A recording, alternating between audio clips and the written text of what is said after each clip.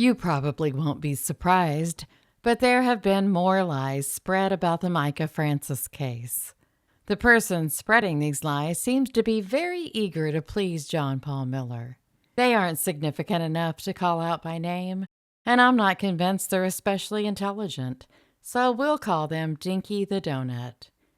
This video is to set the record straight. The first lie that Dinky has repeated lately is that Mica didn't have 11 journals, and therefore Regina Ward doesn't have them.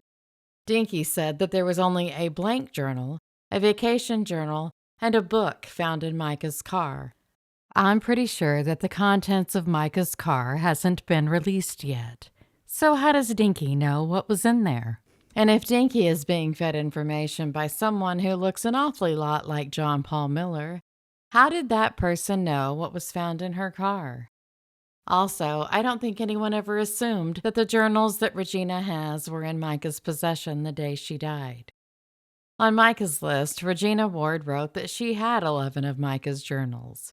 So according to dopey little Dinky, who thirstily repeated someone's lie, Regina Ward is the one who is being untruthful. Why would an attorney jeopardize her reputation by saying there were 11 journals? She didn't have to say that.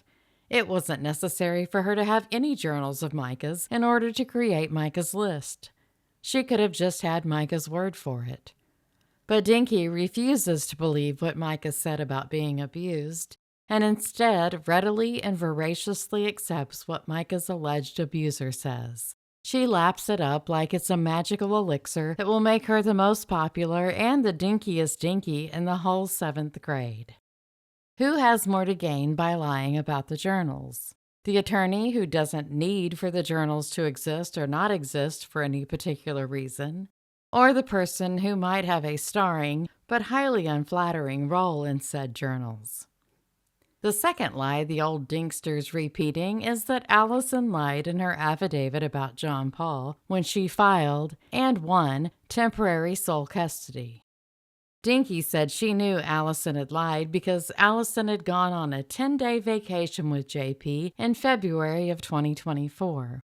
So let's say that Alison would be even remotely willing to go on a 10-day vacation with John Paul.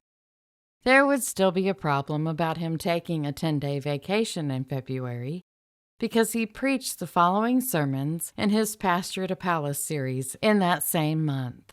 February 4th, be a peacemaker. February 11th, be a conqueror. February 18th, don't be jealous. And February 25th, be loyal. That would take some kind of miracle for him to be both out of the country and standing in front of his congregation in Myrtle Beach. Now, his congregation was much larger then, so there are plenty of witnesses who saw him preach each of those days. The church's website still has the videos up, but you can only watch them with a password. How secretive. It seems like John Paul might actually really enjoy playing the part of a double agent. The videos are all dated except for the February 4th sermon. That is just so weird.